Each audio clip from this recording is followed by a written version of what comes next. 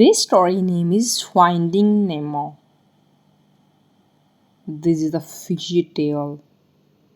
Nemo was a adventurous little clownfish with one small fin. He lived in the ocean with his father Marlin. Nemo was curious about the world in the great open sea. One day he went to explore a port and journey nearby. Suddenly, Nemo was scooped up by a diver. Help me, Daddy, he cried as the boat took off. Marlin had to get his son back, but he needed help. A kind but forgetful fish named Dory offered to come along. Marlin and Dory were captured by a vegetarian shark named Bruce.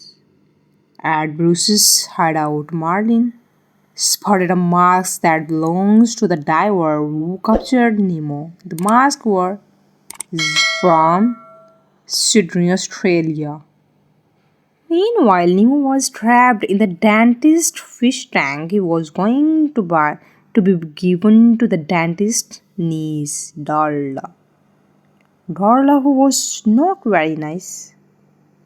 Marlin and Dory swam through a stinging jellyfish forest, caught a ride with some sea turtles, and were swallowed by a whale. But they finally made it to Sydney Harbor. When it was time for Nemo to go home with Darla, he jumped into the sea to escape and went down the drain.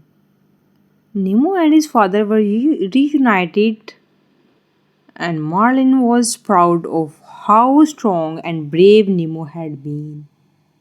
How is this story about Nemo?